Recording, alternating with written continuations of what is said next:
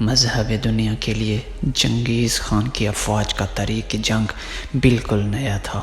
دنیا ان کے لیے ایک وسیع شکارگاہ تھی۔ خانہ بدوش تاتاریوں کے پاس گھوڑوں کی کمی نہ تھی۔ بھیڑ بکریوں کے علاوہ وہ گھوڑوں کے گوشت اور دودھ پر گزارا کرتے تھے۔ اس کے علاوہ وہ جنگل کے ہر جانور کا گوشت کھا جاتے تھے۔ صحرائے گوبی میں شہروں اور بستیوں کا نام نہ تھا۔ اگر کہیں بارش ہو جاتی تو یہ خانہ بدوش وہاں جا نکلتے اور جب تک ان کے مویشی گھاس کا آخری تنکا تک نہ چار لیتے وہ وہیں رہتے، اور پھر جب کوئی مسافر یہ پیغام دیتا کہ فلاں مقام پر بارش کے چند چھینٹے پڑ رہے ہیں تو وہ ادھر کا رخ کر لیتے۔ بعض اوقات نئی چراگاہوں کی تلاش میں ایک قبیلے کے دوسرے قبیلے سے مٹھ بھیڑ ہو جاتی اور طاقتور اپنے کمزور حریف کے مویشیوں پر قابض ہونے کے علاوہ اس کے زن و مرد کو بھی غلام بنا لیتا۔ اس لیے کمزور قبائل اپنی حفاظت کے لیے متحد ہو کر کسی طاقتور آدمی کو اپنا امیر بنا لیتے تھے۔ سردیوں میں شمال کی سرد ہواؤں سے یہ تمام علاقہ قرہ زمہریر بن جاتا۔ ریت کے تودوں پر برف کی چادر بچھ جاتی۔ چارہ نہ ہونے کی وجہ سے مویشیوں کا دودھ سوکھ جاتا اور وہ گرمیوں کے بچے ہوئے خشک گوشت پر گزارا کرتے۔ کبھی کبھی تیز آندھیاں ان کے خیمے اڑا کر لے جاتے اور ان کے مویشیوں کو ادھر ادھر کر دیتی۔ فطرت کے ساتھ ایک دائمی جنگ نے ان لوگوں کو حد درجہ جفا کش بنا دیا تھا۔ وہ کئی دن تک گھوڑے کے پیٹھ پر بیٹھ سکتے تھے اور کئی دن بھوکے رہ کر لڑ سکتے تھے۔ چنگیز خان نے بڑے بڑے سرداروں کی سرکوبی کرنے کے بعد انہیں اپنا مطیع فرما بردار بنا لیا۔ پھر خانہ بدوش تاتاریوں کے سامنے ان ممالک کے نقشے پیش کیے جہاں لہلاتے باغات، سرسبز کھیتیاں اور سدا بہار چراگاہیں تھیں۔ لوٹ مار کے ہوس نے تمام خانہ بدوشوں کو چنگیز خان کے جھنڈے تلے جمع کر دیا۔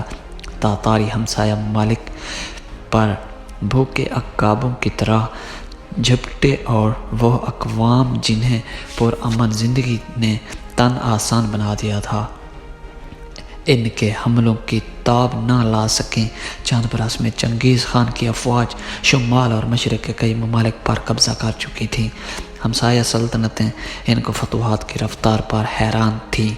وہ ایک دن میں کئی منازل طے کرتے اور بیک وقت کئی مقامات سے دوسرے ممالک پر یلغار کر دیتے۔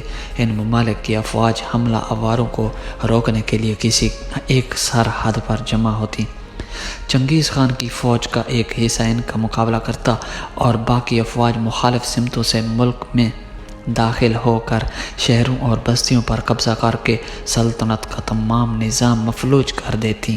بعض اوقات یوں بھی ہوتا کہ کسی ملک کا سپہ سالار تاتاریوں کی پیش قدمی سے باخبر ہو کر ان کا راستہ روکنے کے لیے سرحد پر پڑاؤ ڈال دیتا۔ اس کے جاسوس اسے ہر روز یہی خبر دیتے کہ حملہ آوروں کا رخ اسی طرح ہے، لیکن ایک صبح کوئی الچی یہ پیغام لے کر آ جاتا کہ چنگیز خان کی باقی افواج نے دوسری سرحد عبور کر کے دارالحکومت پر قبضہ کر لیا۔ تاتاریوں کی حیرت انگیز کامیابی کا راز ان کی رفتار میں تھا۔ وہ گھوڑوں کی ننگی پیٹھ پر سواری کرتے تھے۔ ہر سوار کے ساتھ کئی گھوڑے ہو جاتے۔ جب ایک گھوڑا تھک جاتا تو سوار دوسرے گھوڑے پر بیٹھ جاتا۔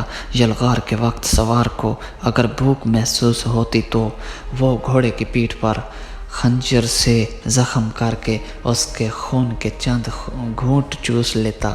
لمبے سفر میں تاتاری اپنے ساتھ بہت تھوڑا سامان رسد اٹھاتے تھے۔ جنگل میں وہ فالتو گھوڑے کھا لیتے اور راستے کے شہروں اور بستیوں سے مویشی چھین لیتے۔ اگر کسی شہر کے باشندے مزاحمت کے بغیر ہتھیار ڈال دیتے تو تاتاری صرف ان لوگوں کو قتل کرتے جنہیں سپاہیانہ خدمت کے قابل سمجھا جاتا تھا، تاہم ہر سپاہی مفتوح کو قوم کی عورتوں کے بے حرمتی کرنا اپنا حق سمجھتا تھا۔ اگر کوئی شہر مزاحمت کے بعد فتح ہوتا تو مکانوں کو آگ لگا دی جاتی اور مکینوں کو قتل کر دیا جاتا۔